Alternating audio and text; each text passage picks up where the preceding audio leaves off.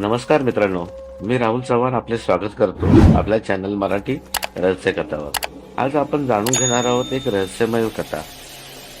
पुणे मुंबई रस्त्यावरील थरा. रात्र बरीच चढली होती.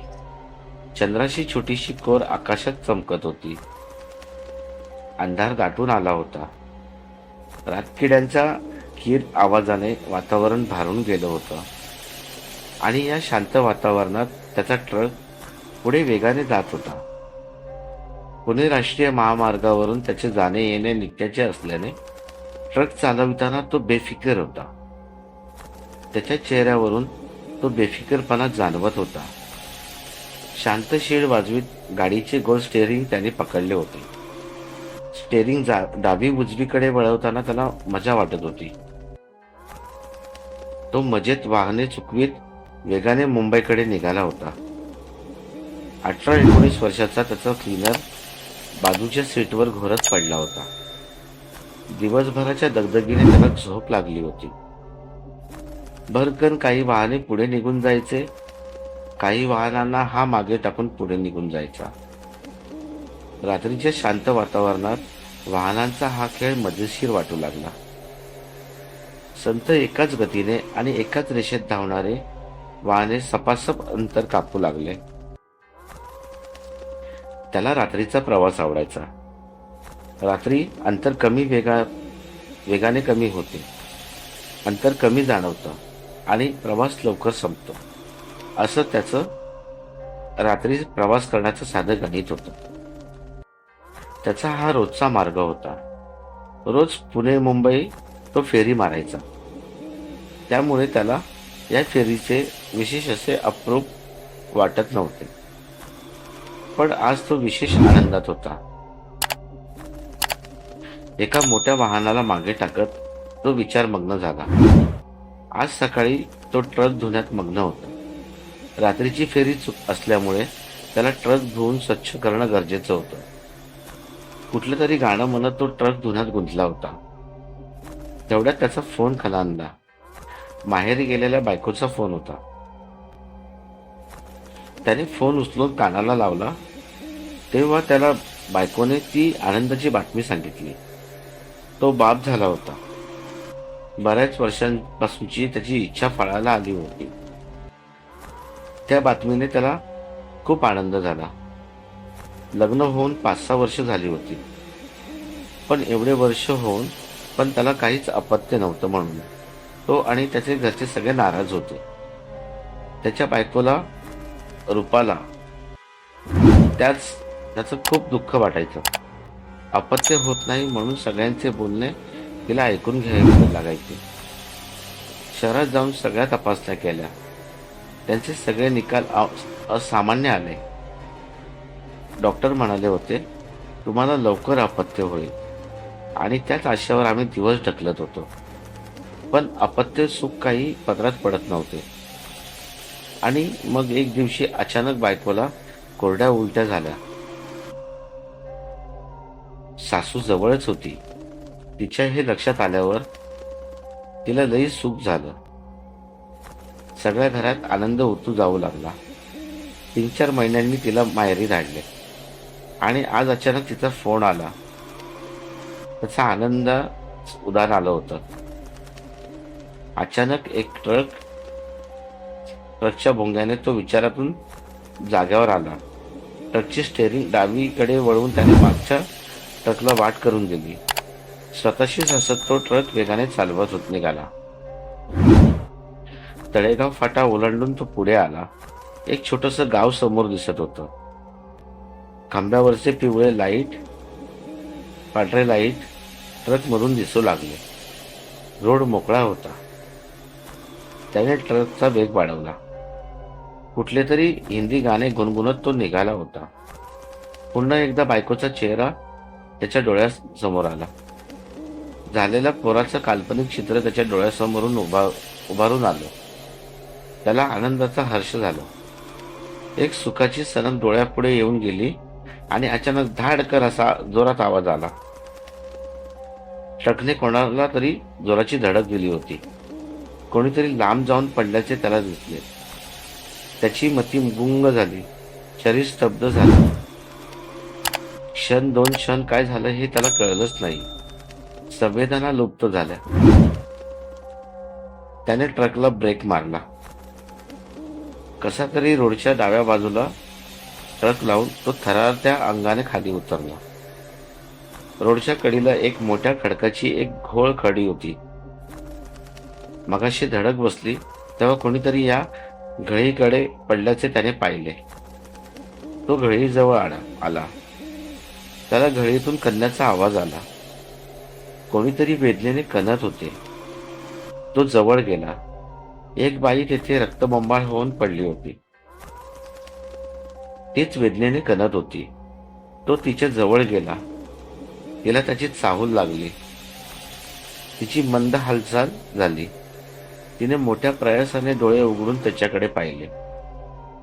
तोंडातून हलकेसे शब्द बाहेर पडले. पाणी, पाणी. तिच्या डोळ्यात आशा दिसू लागली. हा माणूस मदत करेल अशी उमेद तिच्या डोळ्यात दिसून आली. ती हाताने मदतीचा इशारा करू लागली. सगळं शरीर रक्तबंबाळ झालं होतं.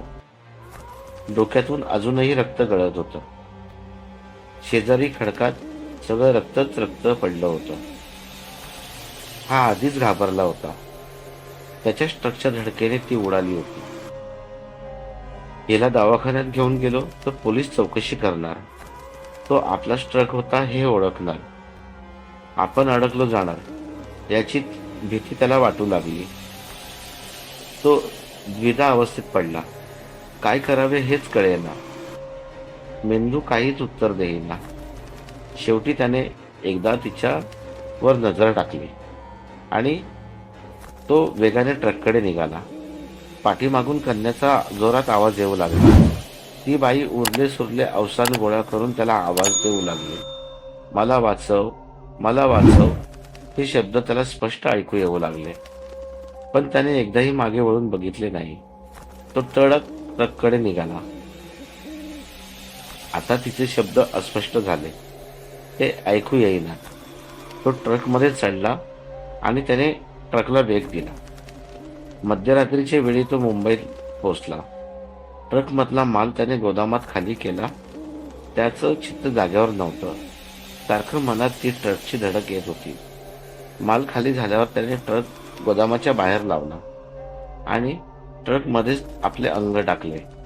पण झोप येत नव्हती.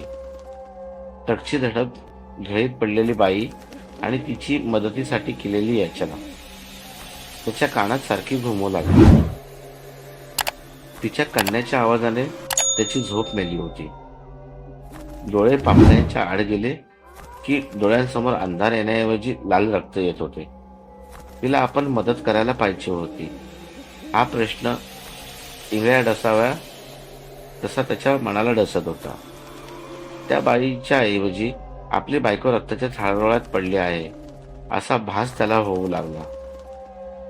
पोट वाढलेली आपली बायको रक्ताच्या थारोळ्यात पडली असल्याने त्याला दिसू लागली आणि आपण तिला एकटीला सोडून जात आहोत अशा विचित्र कल्पनांनी त्याच्या झोपेची मातोरी केली. त्याने डोकं गच्च आवळून धरलं. पण ते विचित्र विचार काही त्याच्या इच्छा सोडायला तयार नव्हते. त्याने काहीही दुसरा विचार करायला सुरुवात केली की तो फिरून त्याच विचारावर येऊन टेकायचा. कोणाला तरी हे सांगावं अशी प्रबळ इच्छा त्याच्या मनात डोकावून गेली. पण या अशा मध्यरात्री कोणाला सांगणार? त्याने तो विचार डोक्यातून काढून टाकला. तो बायकोच्या आणि झालेल्या पोराच्या विचारात गळून गेला. बायकोचा हसरा चेहरा, झालेल्या बाळाचा गोड चेहरा आता त्याच्या डोळ्यासमोर येऊ लागला. बाळाचे बोबडे बोल त्याला मधुर संगीतासारखे वाटू लागले. त्याच संगीताच्या धुंदीत त्याच्यावर झोपेचा अंमल चढला. तो झोपी गेला. ट्रकच्या भुंग्याच्या आवाजाने त्याला जाग आली. सकाळ झाली होती. तो जागा झाला. कालच्या धडकेची भीती जरा कमी झाली होती. त्याचा फोन वाजू लागला. बायकोचा फोन होता. त्याला जरा हायसं वाटले. पोराचं तोंड पाहायला लवकर या असं ती म्हणत होती. त्याला आनंद झाला. आज दुपारपर्यंत येतो असं म्हणत त्याने फोन ठेवला. आता लगबग करून निघावं लागेल असं स्वतःशीच म्हणत तो जागेवरून उठला. ट्रक मध्ये गोदामातला दुसरा माल भरला आणि त्याचा ट्रक पुण्याकडे परत निघाला. कधी एकदा बायकोकडे जातो आणि पोराचं तोंड पाहतो असं त्याला झालं. कालचं प्रकरण काही काळ होईना त्याच्या विस्मृतीत गेलं. त्याची मळप थोडी कमी झाली. ट्रक बराच पुढं आला. त्याने ट्रकचा वेग वाढवला. त्याचं लक्ष डाव्या बाजूला गेलं. एक माणूस हात करून लिफ्ट मागताना त्याला दिसला. एरवी तो असे अनेक माणसे ट्रकमध्ये बसवायचा. तेवढाच त्याचा चहा पाण्याचा खर्च निघायचा. पण आज त्याने ट्रक थांबवला नाही. त्याला बाळाला पाहायची घाई झाली होती. त्याला आता वेळेचा एक क्षण महत्वाचा वाटत होता. हात करणाऱ्याला डावलून तो पुढे निघाला. काचातून तो माणूस रागाने त्याच्याकडे पाहतो हे त्याला दिसले. ते पाहून तो स्वतःशीच मंद हसला. मुंबईपासून 30-40 किलोमीटर पुढे आला होता. अचानक रोडच्या डाव्या बाजूला त्याला माणसांची आणि वाहनांची गर्दी दिसली. त्याने ट्रकचा वेग कमी केला आणि काय झाले ते बघू लागला. कोणाचा तरी अपघात झाला होता. एक माणूस रोडच्या कडेला रक्तबंबाळ होऊन पडलेला त्याला दिसला. त्याच्या अंगावर सररून काटा आला. डोळ्यासमोर कालची धडक चमकून गेली. ती बाई पण अशीच रक्तबंबाळ होऊन पडली होती. त्या आठवणीने तो पुन्हा एकदा गंभीर झाला. तिथं एक क्षण पण थांबायची त्याची इच्छा झाली नाही. त्याने ट्रकला वेग दिला आणि पुढे निघाला. पण पुन्हा पुन्हा त्या बाईचा रक्तबंबाळ देह त्याच्या डोळ्यासमोर येऊ लागला.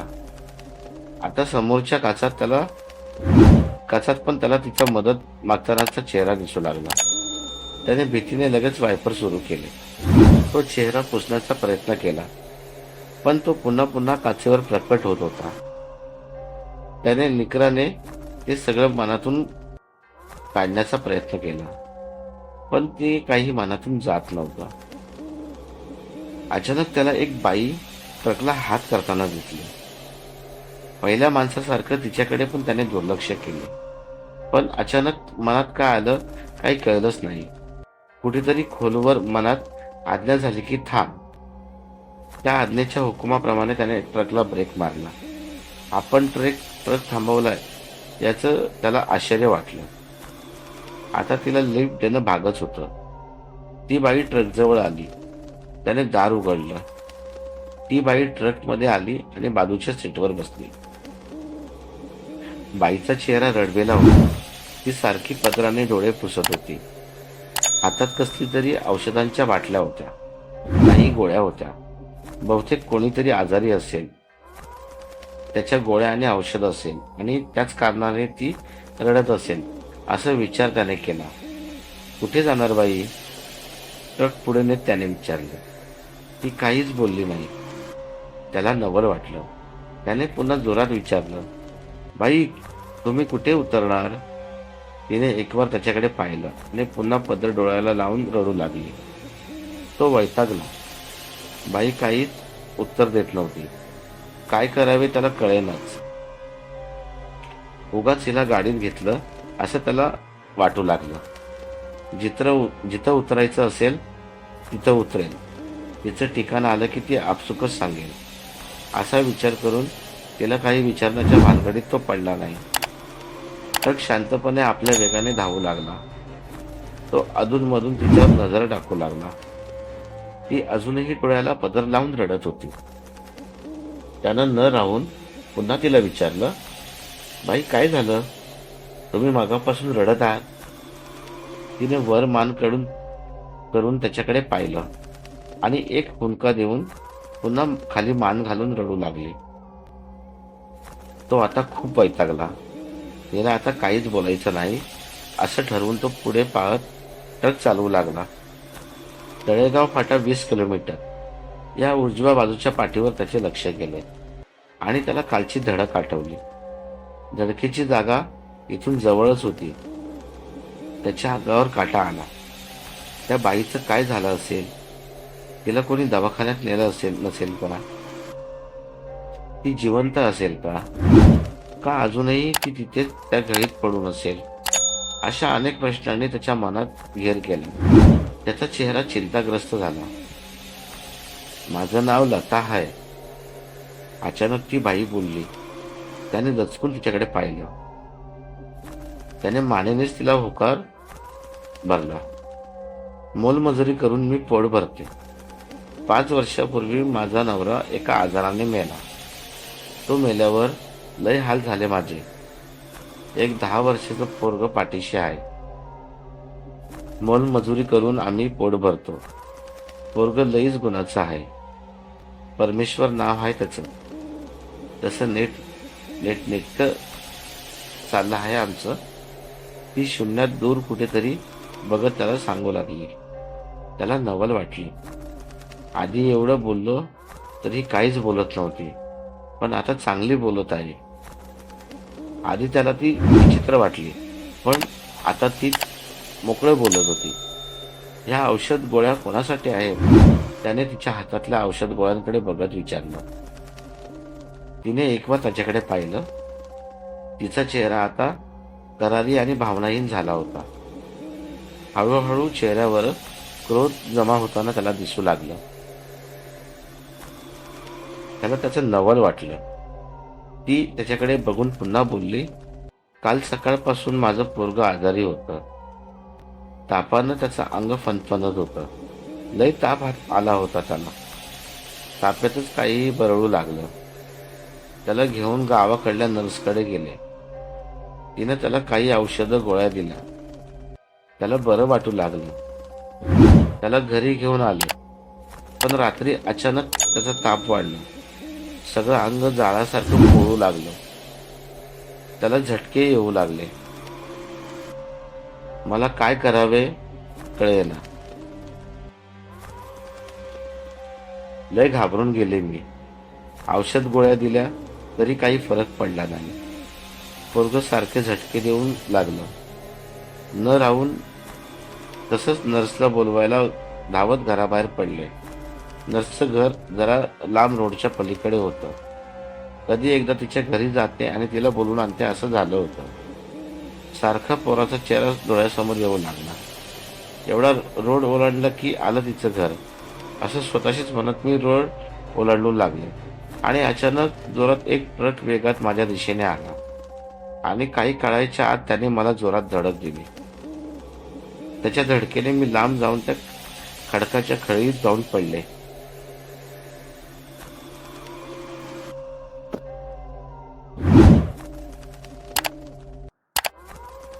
तिने कालच्या खळीकडे बोट दाखवत इशारा केला. ती आता क्रोधाने पेटली होती.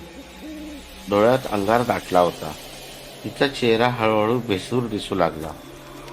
ती हळूहळू त्याच्या दिशेने येऊ लागली. कधी त्याच्या जवळ येऊन त्याचा गळा दाबेल याचा नियम उरला नाही. त्याच्या पायाखालची वाळू सरकली. तिचे शब्द कोणीतरी कानात शिसे होतावे तसे कानात शिरले. हे कसं शक्य आहे असं त्याला वाटू लागलं. त्याचे अंग थरथर कापू लागले. स्टेअरिंगवरचे हात कंप पाहू लागले. त्याच्या डोळ्यावर आणि कानावर विश्वास बसेना. कालची बाई साक्षात त्याच्या पुढे बसली होती. त्याने भीतीने गपकन डोळे मिटले. काय होईल ते होईल. आता आपण मरणार याची जाणीव त्याला झाली.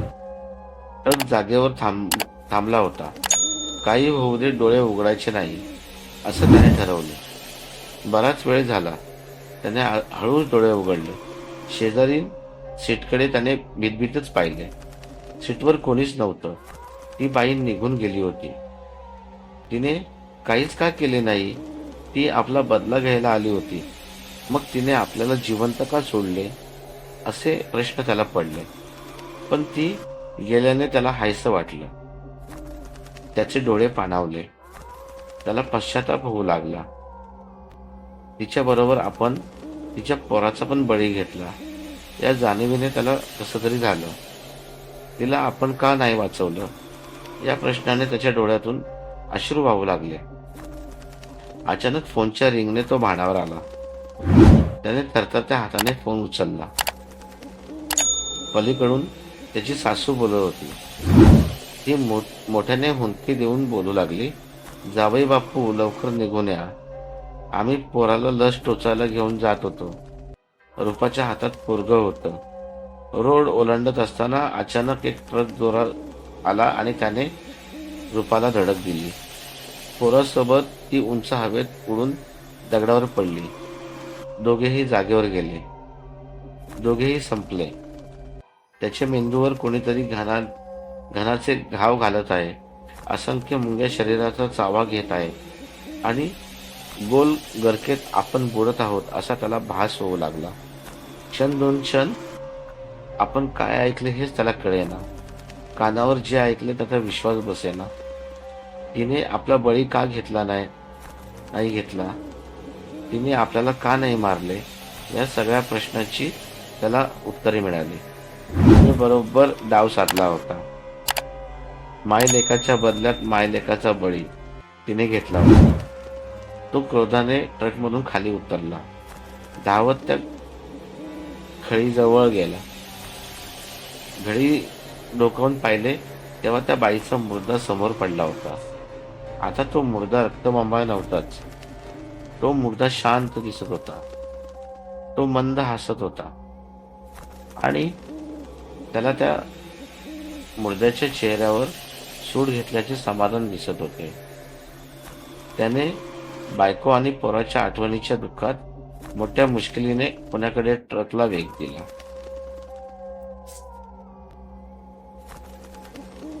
तुम्हाला ही कथा कशी वाटली हे कमेंट करून आम्हाला सांगा. आणि आपण नवीन असाल तर आपल्या चॅनलला सबस्क्राईब, लाईक, शेअर करा. आणि आशा आहे की तुम्हाला मुंबई पुणे रस्त्यावरील थरार ही बैकथा नक्कीच आवडली असेल. धन्यवाद.